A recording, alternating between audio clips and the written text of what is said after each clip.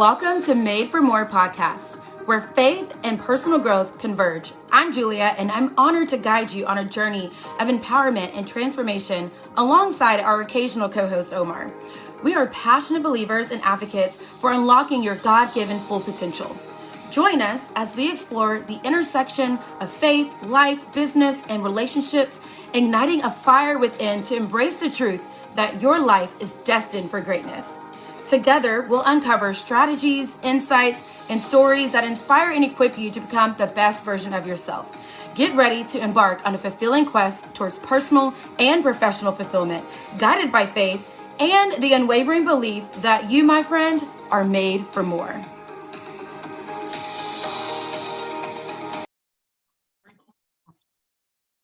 Hey, you guys, welcome back to another episode. I am pretty pumped about this one. Now, you can either tune out, not really take this seriously, or you can let this change your life because it literally changed my life. Miracles still exist if you believe them.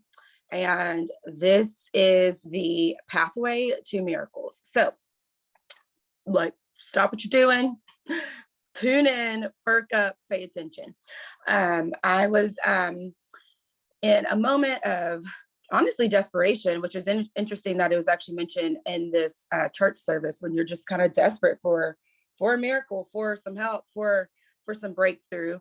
It's funny too that not funny, but it's interesting that my word of the year is surrender. And at the time, I was not ready. I realized I wasn't really surrendering. I was trying to control. I was trying to think. I was trying to worry and stress instead of just surrendering, the outcome and trusting God fully into what he could do. And I didn't even know, it really didn't even it wasn't even my battle to fight. But when you love your family, you love your friends, when it concerns you, even in the little bit, you're affected by that. I'm getting a little emotional. So when I chose my word surrender for the year, it more so meant surrendering, my career and my future career. Like, what's my 5-10-year plan in my future career, right? Like, I got to surrender my next steps with that. Surrendering my love life, like surrendering what that looks like for the next, to come. Like, I try to control so much of that. And things weren't really changing. And I realized I am not letting God really take the wheel. And I'm such a planner. I'm very goal oriented. A lot of y'all know this about me. I'm super driven. I usually, hit my goals and things. And it's not me, it's God. And I give him all the glory for who he's created me to be and the talents and gifts he's given me. And so but I realized I've got to just let go. I'm not doing a vision board this year, 2023. I'm not doing a vision board, even though my vision boards have always kind of, for the most part, been successful for my business, for my life and everything. And I've had stable career and I've had stable, dating life, relationships and things like that. But it's still not where I truly want it to be. Obviously, whenever you're almost 36 and you think you're going to be somewhere, whatever. So I'm just okay, at this point, I'm not going to stress about it anymore. I'm going to surrender it. But lo and behold, I didn't know I was going to get this other curveball in my life about some other things with family. So long story short, I allowed it to stress me out. I allowed it to take me out and stress me out to the point where I'm worrying about other people in my family. And then what does it do to, my mom or my, whatever. So then I just was I have to surrender this. And then I was sitting in this church service, and basically it was the perfect timing. It's one of those moments where you're just Lord, I know church, I need to go to church. I might hear a message that I need to hear. And sure enough, it was one of those messages that you need to hear, whenever you're okay, God, I know this was for me. There's thousands of people. Gosh, I was not expecting to cry during this podcast episode. There's thousands of people in this church service And you've been hearing my prayers, and you've been knowing my pain and suffering. And there might be somebody else that needed to hear this message too, but I know this one's for me, you know? And it's very specific. And one of those messages that I'm like, it's not something that everybody would need to hear, you know, like in that moment, in that season.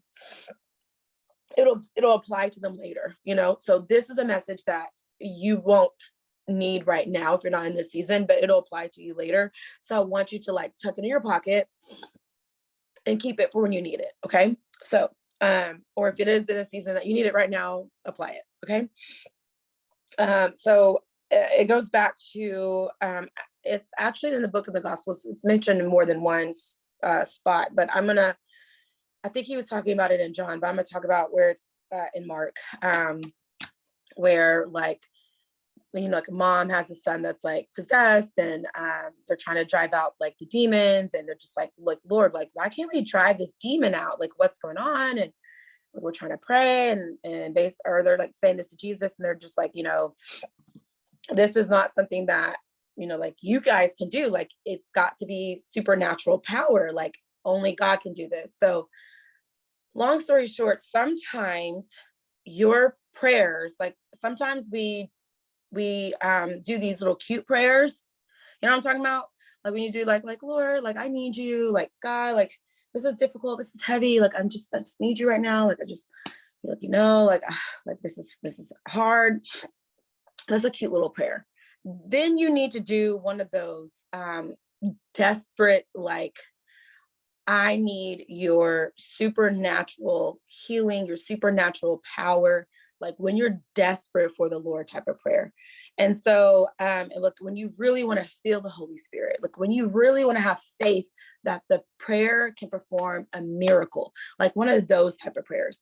And so what, you know, this pastor was talking about was like, he said back, you know, like back in the day, like, I can't remember who he was like the name of the person he was talking about, but he was saying like this person would do like these big mighty prayers, like, and he would pray so hard that there would be like blood coming out of his nose. Like that's how powerful he would be praying.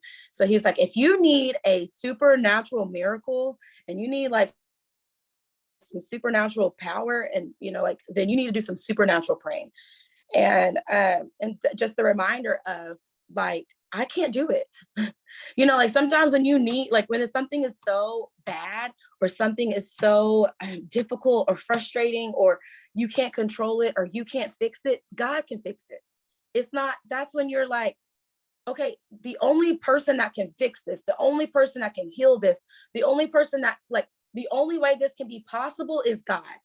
And that's when it's a beautiful way to make that a testimony and to share that like, you know what? I thought I could fix it. I thought I could change it. I thought I could tell this person this. I thought I could make my way and do that. But you know what? It wasn't until I surrendered. It wasn't until I prayed about it, and not just prayed about it, but did some heavy down on my knees, down on the floor, crying, snotty nose, whatever, like crying out to God in desperation prayer, where the change happened. Right? And that's when you're like, okay, there is power in prayer. And guess what? I will tell you this. Even if God doesn't lift you out of the situation or change the situation or fix the situation, he can provide you peace in the situation. Okay. So there's that. I will definitely give you that. He will give you peace through the situation if he cannot or will not change it, because sometimes you got to go through it. Sometimes you got to go through it. But he can give you peace that surpasses all understanding through that situation. There's a time, I literally, y'all, had a moment where I didn't eat for like a week. Like I literally ate like, I don't know, like I think I was like drinking on some like soup, and would eat like very little. I'm talking like a few bites. I was just so there's just, I mean, like, I don't miss meals. Your girl does not miss meals. I don't care if I'm mad, sad, happy. I don't miss meals. So it was a new level of sadness, you know, like when you like like when you lose like a family member type of sadness, like that type of week. And I literally felt like I was going through a spiritual warfare that I had to fight through. I will say that too. And so it wasn't until I surrendered and I prayed and I gave it to God and I asked, Holy Spirit, to intervene. And I asked for some mighty prayers, and I won't get to specifics, but the specific things I was asking for, for the freedom to be broken, and the chains to be broken free, and the certain things that were in that prayer to happen and to be like brought into fruition, like the things that's like only you can do this, I can't do it, has happened, and I can't tell you how thankful I am for that. But like I said, I was also willing to find the peace that surpassed all understanding, even through it. And that's just the mighty God that we serve. So I want to leave you with that if you're going through something, you can even reach out and I'd be happy to pray for you.